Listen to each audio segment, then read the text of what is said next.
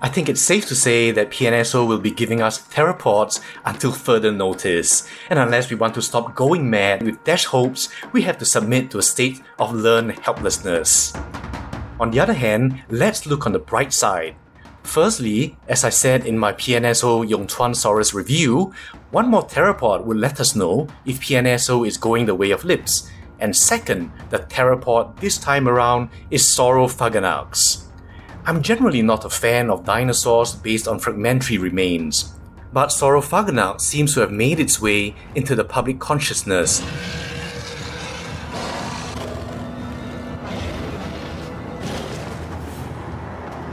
And it has a place in the hearts and minds of those who love the idea of something gargantuan. It also gets a pass simply for having possibly the most badass name, right up there with Dracorex, Scorpiovenator, and Merexis. The name means Lord of the Lizard Eaters, from the Greek Sauros, meaning lizard, Phain, meaning to eat, and Anax, meaning ruler. If that wasn't enough, whack in the specific name Maximus to seal the deal. Saurophaganax Maximus. Now there's been debate as to its validity. Some believe it was just a very large Allosaurus that lived long enough to grow to near maximum size, or a different species that should be named Allosaurus maximus.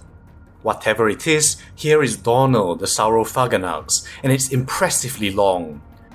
Saurophaganax has been estimated to reach up to 10.5 meters or 34 feet, and this is the length that PNSO seems to have worked with. At 30 centimeters or 11.8 inches, that will make the scale exactly 1:35. There have been even higher estimates, up to 12 meters, 39.3 feet. And if you wish to take this to be Allosaurus fragilis, at an upper estimate of around 10 meters or 33 feet, this would be 1:33 scale. And here's the Wonder Artistic Models 1:35 humanoid to give you some perspective. And here, this model just has presence. Now just on the size alone, even in this very casual, languid pose, this dinosaur will stand out as an intimidating presence on the shelf. As for the color, in the release image, I seem to see more greenish overtones, which I thought deviated from the usual brown theme. But in hand, depending on the lighting, this isn't very obvious. And in my current lighting, in the dorsal part, we have a very muddy looking brown look. We have perhaps a little bit of green, which then fades into a middle layer of yellow-brown, which is in turn sandwiched with this more green color.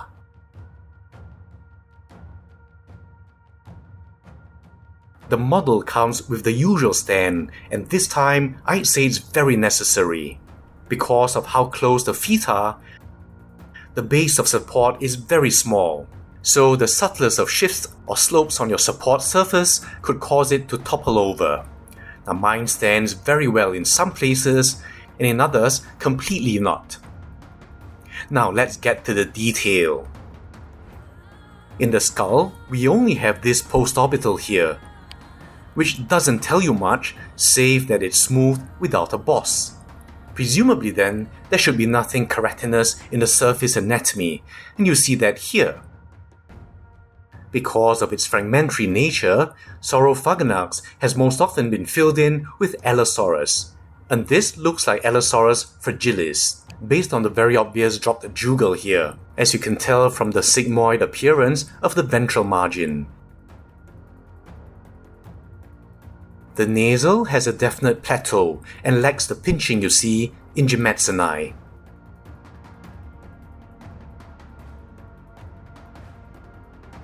I really like the overall presentation, from the detail all over to the soft tissue of the throat. Reminds me much of a Komodo dragon. The whole presentation just looks like a real animal. And then the scale detail over the face has the fineness that PNSO does so well.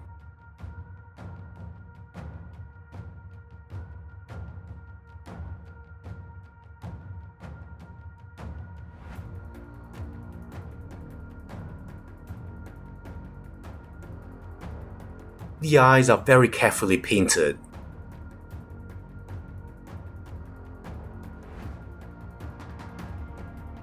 the larger scales going into the oral margin, just done so well. And that leads us to the highlight, lips.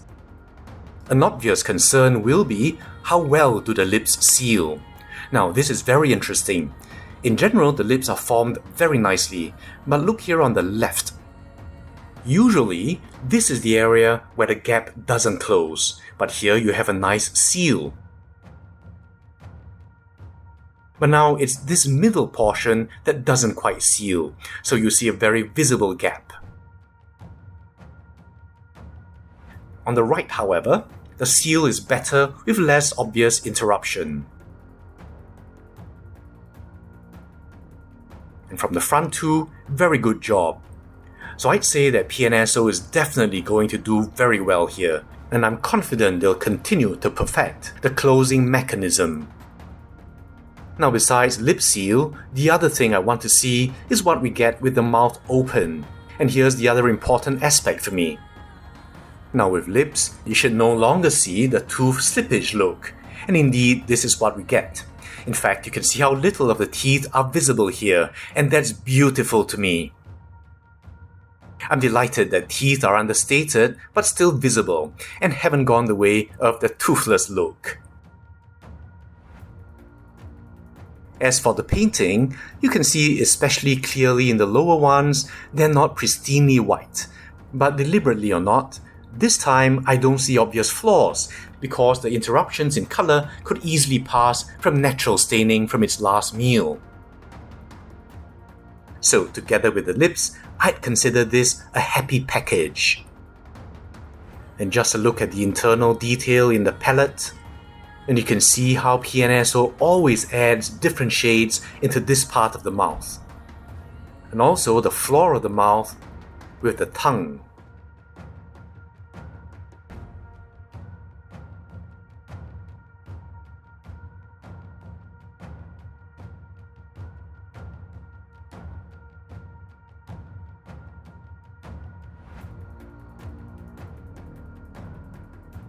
And now the body. The overall form is based on an Allosauroid bioplan, so there's not much to comment on, except two immediate points. Now, first of all, the enlarged thumb claw many of us were expecting to see in Allosaurus but didn't get. Well, you guys can tell me. On the right side, it looks obviously more enlarged than the rest.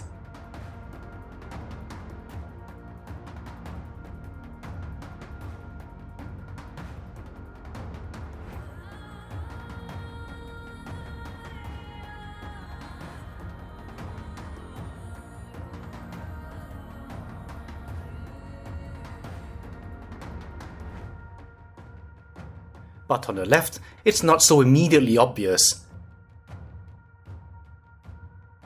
except for certain angles. Here you can see it's clearly thicker. Both are very robust, and that's important, since one of the few remains we have of Saurophaganax is this absolutely massive first ungual, as you see here in this cast. So this is a must-have point of emphasis. And second, the other important bone we have is the femur, and a defining character is the medial inbowing you see here. Now I don't know how much of this should translate to the external, and perhaps there is a bit of a coxaverus here, but really with the overlying musculature, that doesn't automatically mean we should see a bow-legged Saurophaganax. Now with that in mind, we can just do our once-over of the model. First, starting at the neck, you can see the kind of exquisite detail you expect from PNSO.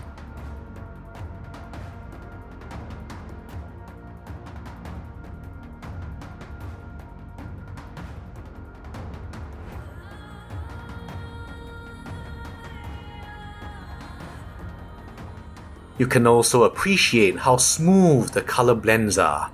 Very soothing indeed.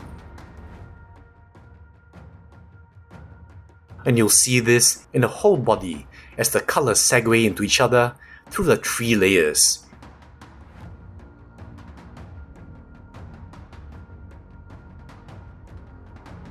And just look at these scales and creases here.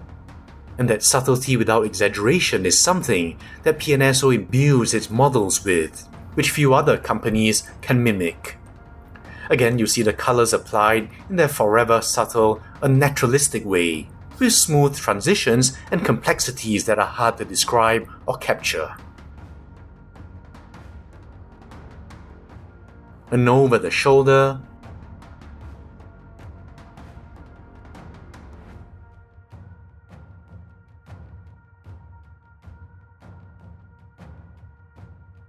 down the arm, you can appreciate the kind of robust musculature needed to support that massive humerus and thumb claw. And down here, how the detail and color flows to the fingertips is pleasing.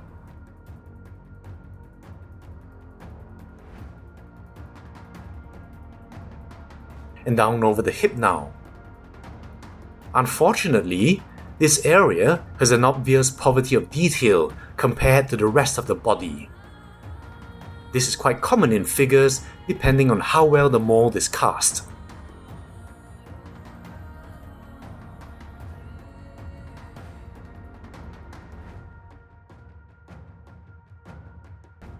Then the thighs.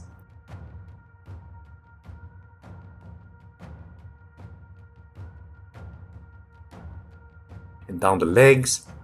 Just look at that scale detail.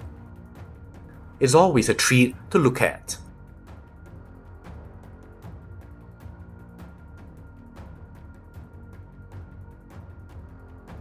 And the claws.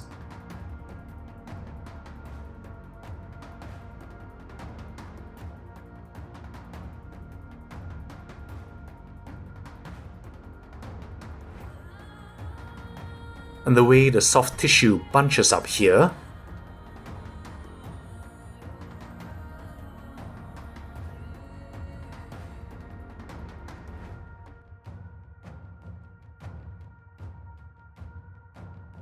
And the blunting of these claw tips really add to the realism of the animal. And then down the tail. Again, I really love the soothing blend in these colors, which PNSO does so incredibly well. To the tip.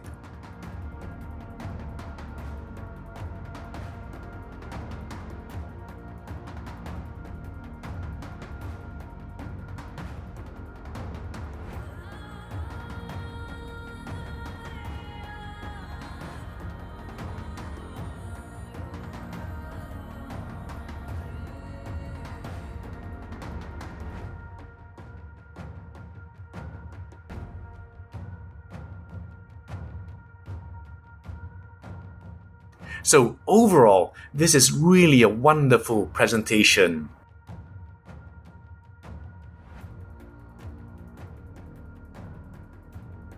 Now the comparisons.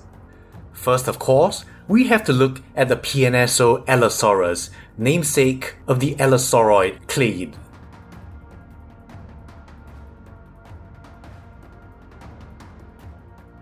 The difference in skin detail is also impressive, especially given the larger size of the Saurophaganax. PNSO just continues to improve.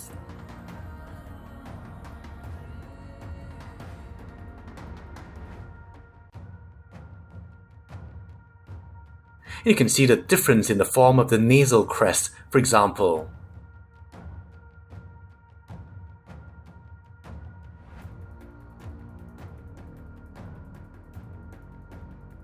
As well as a ventral oral margin.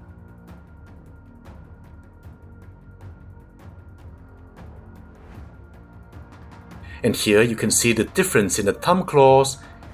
It is definitely more noticeable in our Saurophaganax. So this could serve as a large Allosaurus fragilis if you like.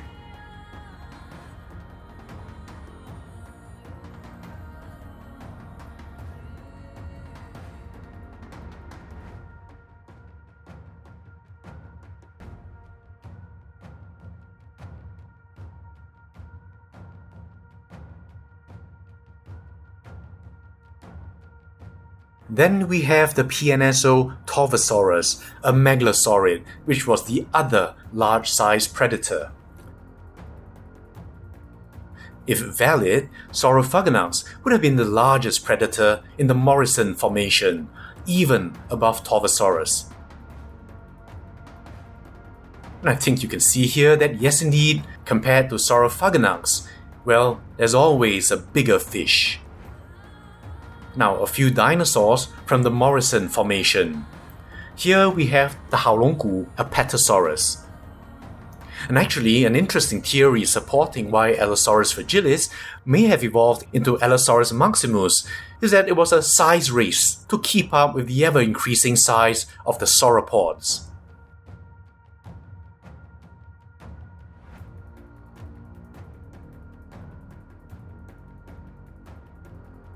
Then the Nanmu Brachiosaurus.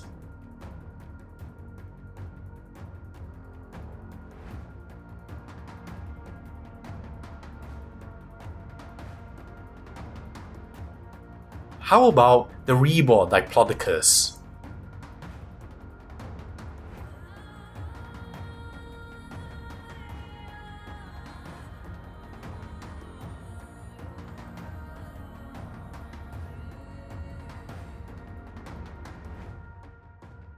And finally, our size comparators, the Wilson T-Rex,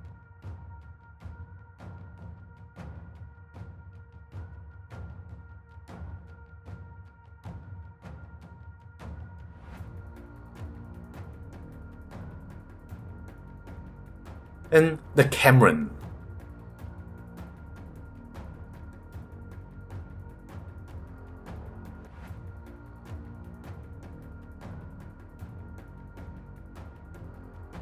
So that's it for the PNSO Saurophaganax. Overall, if you're a fan of theropods, and especially if you love the Morrison Formation, and let's be frank, who doesn't, Saurophaganax completes the must-have trio of top predators. And the way you can see the differences in size and how the three have been differentiated by PNSO just makes for a nice display together.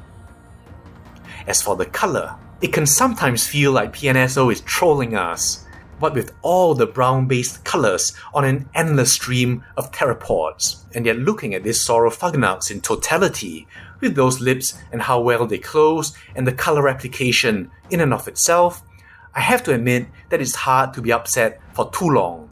I only hope that if we get more theropods, it will be something from the Jurassic, perhaps 1 to 35 Ceratosaurus, and also some Abelisaurids. Time will tell, and we'll just have to wait and see. Let me know what you think of this Saurophaganax, and if PNSO is giving us another theropod next, what you guess it will be. And I'll see you soon in the next video.